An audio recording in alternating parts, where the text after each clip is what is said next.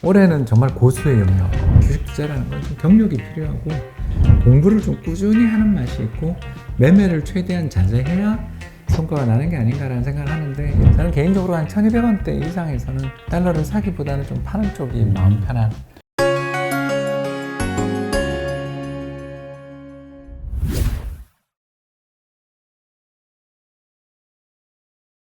네, 안녕하세요. 위대한 개미의 든든한 동반자 자이언트TV의 안갑성 기자입니다. 작년 10월에 모신 뒤로 오랜만에 대한민국 대표 이코노미스트이신 홍춘욱 대표님을 모시고 말씀 나눠보겠습니다. 대표님께서는 작년에 연준이 이제 돈줄 재기에 앞서서 미리 달러를 사 모으고 주식 매수 조심하자고 경고해 주셨는데요. 작년에 대표님 말씀대로만 했더라도 올해 주식 하락장을 좀 가볍게 피할 수 있었을 것 같다는 생각이 듭니다. 올해 초에도 신간 돈의 흐름에 올라타라를 출간해 주시면서 보다 친절하게 실전 투자에 어떻게 임하면 좋을지를 설명해 주셨는데, 자, 거두절미하고 홍춘욱 대표님이 알려주시는 2022년 실전 투자 전략을 주제로 한번 말씀 나눠보겠습니다. 안녕하세요, 대표님. 예. 네, 안녕하세요. 한 기자님 반갑습니다. 점점 더 매년 더 또 투자 전략을 또 업데이트 해주시면서 저도 항상 대표님께서 또 지금 참여하고 계신 니치고 이제 자산 배분 앱을 깔아가지고 예. 매일매일 자산 배분 알림을 받고 있는데, 이게 매크로 장세 같은 올해 같은 매크로 장세 대응하기 참 어렵더라고요. 정말 어렵죠. 이게 뭐 종목으로 대응하는 게 올해는 정말 고수의 영역. 올해는 정말 고수예요.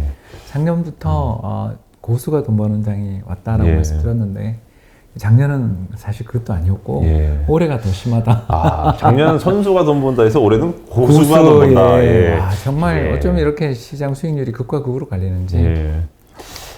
이런 거 보면서 사실 옆에 그런 고수가 돈 잘 벌었다는 거에 혹해가지고 이제 막 무지성으로 주식 매수를 하거나 그러면 안 되겠네요.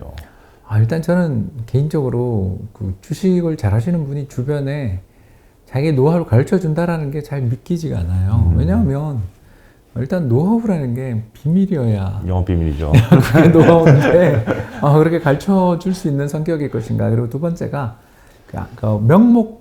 명백한 지혜가 있고 교과서에 쓸 수 있는 지혜가 있고 이렇게 스승과 제자 사이에 암묵적으로 전달되는 지혜가 있는데, 저는 좀 이 주식 투자의 지혜들은, 특히 그런 종목 고르는 기법들은 암묵적인 지혜에 가깝다라는 생각이 좀 들어요. 그러니까 오래 하면서 이런 감이 생기고 어떻게 보면 통찰력들이 생기고 또 이런 종류의 자료를 봐야 된다라는 어떤 자신만의 루틴이 생기는 건데 그걸 가르쳐 준다고 되는 부분인가라는 부분도 있고, 그래서 주식 투자라는 게 결국 초보자들은 장이 좋을 때야 다 누구나 수익이 나는데, 초보자들 그리고 안타깝지만 젊은 분들 그리고 남성분들 갑자기 우리가 좀 찔립니다.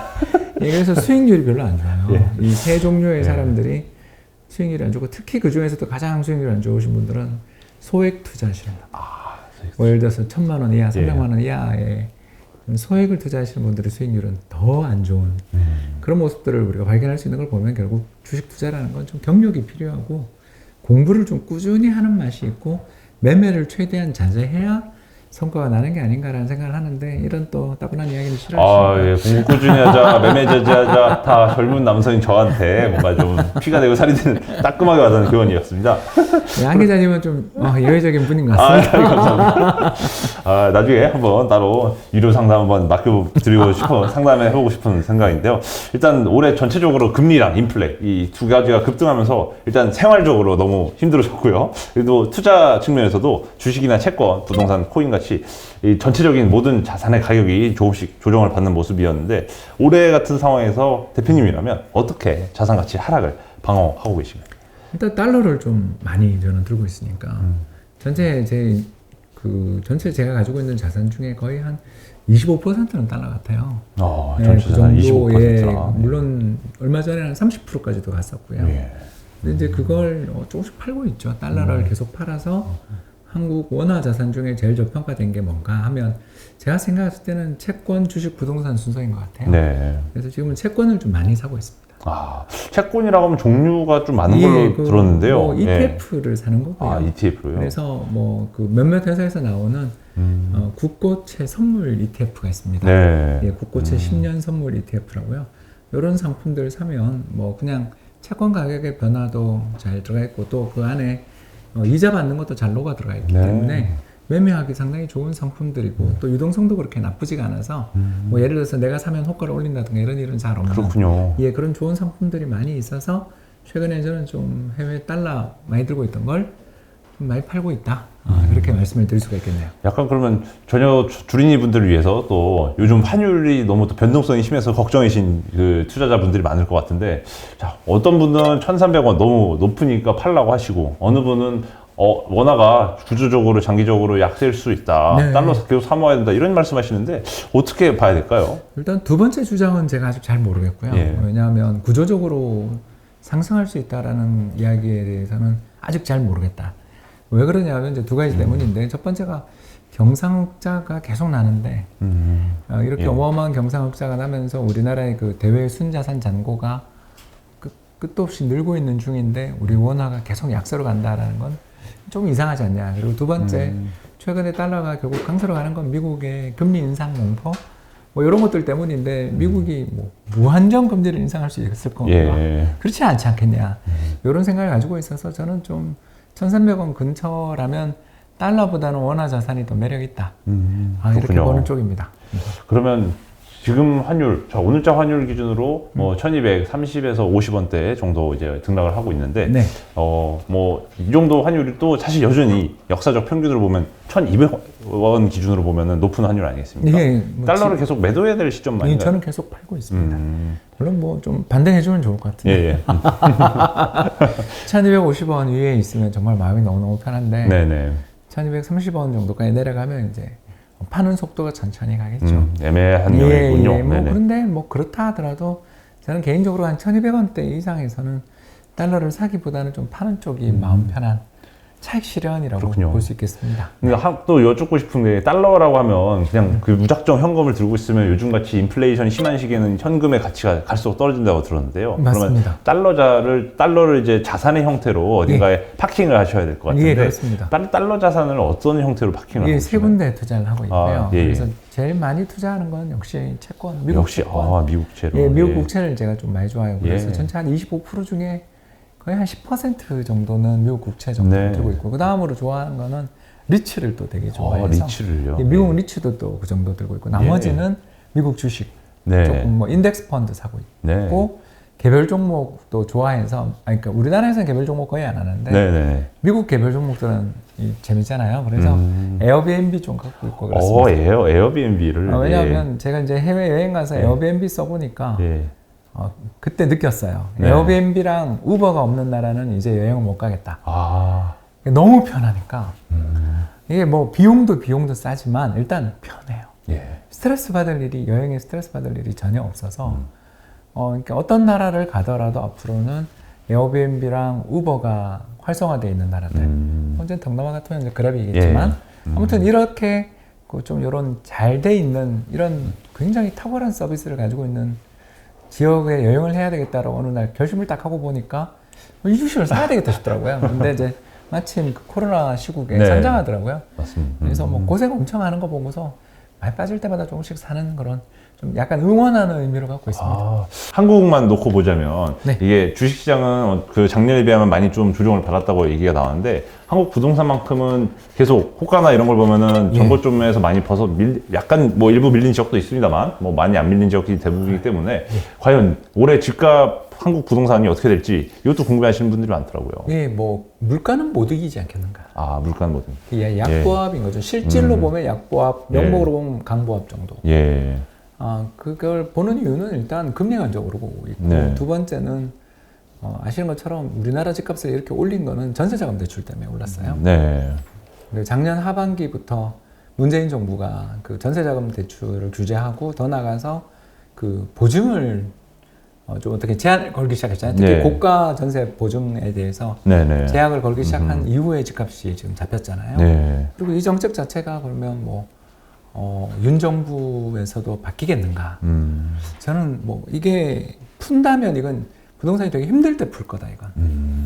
어떻게 보면 부양 정책, 갭 투자를 촉진시키는 정책. 맞습니다. 예. 그런 의미에서 이걸 안 푼다면, 그리고 지금 이번에 1분기 그 가계 부채 대출 통계가 나왔는데, 한국은행에 나왔는데 예. 거의 20년 만에, 그러니까 20년 전에 뭐가 있었냐면 카드 위기 있었거든요. 예, 카드 대란 있었죠. 예, 카드 대란 이후 처음으로 감소했어요. 처음 그래서 감소. 예, 유동성이 좀 축소되는 중이기 예. 때문에 오를 에너지는 충분하지만 일단 작년에 너무 많이 올라서 네. 차익 실현 욕구도 좀 있고 유동성도 좀 간축하는 게 올해는 제한적인 가격 상승 정도 아니겠나 봅니다. 그렇군요. 뭐 세금 문제에 대해서는 뭐 또 세금 전문가 분께 또 상담하시면 좋을 것 같고, 일단 대표님께서 또 흥미로웠던 건 이제 달러 자산을 미국 주식에 몰빵하시는 게 아니라 미국 채, 안전자산의 미국 채랑 또 미국 리츠, 탄탄한 배당 수익률이 있죠. 이 각각 10%씩 넣어주시고 미국의 대표적인 주식이나 우량주 그리고 인덱스 ETF에 거의 인덱스죠. 예, 거의 대부분 인덱스이실 것 같습니다. S&P입니다. 예.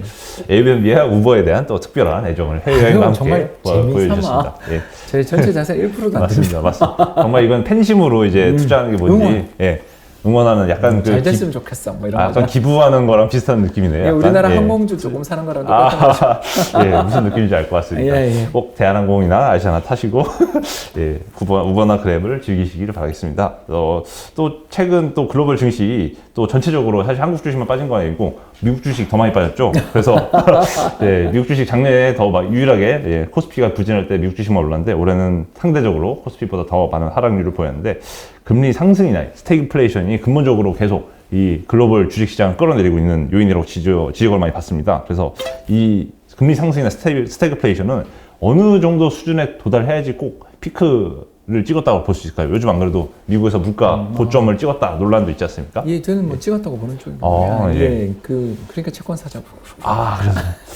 이제 물가랑 주식은 예. 그 뒤에 어떻게 언제 오를지는 저는 모르겠는데 예, 채권은 매력 있지 않냐라고 보는 입장인 거고요. 예. 일단 물가가 좀 고점을 찍었다라고 보는 가장 직접적인 이유는 차값이 꺾였어요. 네. 네, 자동차 값이 꺾였어요. 그래서 미국의 신차 가격은 아직도 조금씩 오르고 있는데 중고차 값이 2달 연속 좀 조정 징후가 보이고 예. 있고, 이렇게 그 전체 미국의 어떤 물가 상승이나 이런 거에서 그동안 급등을 유발했던 것은 결국 에너지 가격과 에너지요. 예. 그리고 중고차 값 이 두 가지였는데 예. 중고차 값은 일단 꺾인 게 거의 보입니다. 네. 이게 왜 그러냐면 비싸져서 예. 수요가 줄은 거죠. 중고차가 신차보다 비싼 건 사실 말이 안 된다고 생각을 했거든요. 수입차들 그렇죠. 예, 그리고 이제 두 번째로 또 봐야 되는 게 유가인데, 유가는 지난 이제 3월에 130불까지 우리 갔었잖아요. 맞습니다. 간 다음에 지금 120불인데 뭐 여기서 또 다시 고점을 돌파하면 뭐 문제가 되겠죠. 근데 이제 이 소비자 물가의 상승률이라는 것은 항상 전년 동기 대비 상승률이에요. 그래서 지난해 하반기부터 올랐거든요. 유가. 그렇죠. 예, 생각해 보시면. 그렇죠. 그래서 하반기가 되면 국제 유가 여기서 150불, 200불 가지 않는 한은 상승률 자체는 올 봄보다 떨어지게 돼 있죠. 이해되시나요? 그렇죠. 예, YOI니까요. 예, 이게 계절성이 또 존재하는 네. 거죠. 그래서 국제 유가가 뭐 150불 가고 200불 가면 이제 제가 틀리는 거고. 근데 그런 게 아니라 그냥 현 수준에서 유지되거나 혹은 약보합 정도로만 가주면, 그러니까 100불 정도로만 유지해주면 그렇죠. 예. 하반기로 가면서 상승률 자체는 둔화될 수밖에 없는 네. 요인이죠. 그래서 올해 상반기에 이제 8.5%까지 소비자 물가 갔었는데 네. 제 생각에 하반기에는 한 5%대도 보지 않겠나. 예. 이게 뭐 잘하면 4%대도 가능한데 그거는 이제 전쟁 그렇군요. 여부를 봐야 되니까 네. 저희가 알 수 없는 영역이고요. 일단 최근 들어서서 근데 이제 인플레이션의 새로운 위협이 되는 건 항공 요금이 한 달 동안 18% 오르더라고요. 엄청 비싸졌습니다. 비행기 예, 값이. 그래서 저도 예. 내년 사실 예약은 해놨는데 예. 올해는 못 갈 것 같아요. 제가 생각해도 이 가격을 주고는 못 갈 것 같다. 우리나라 그럼 다 나가면 우리나라 좋은 데 가자. 네, 이런 생각을 좀 가지고 있는 편인데요.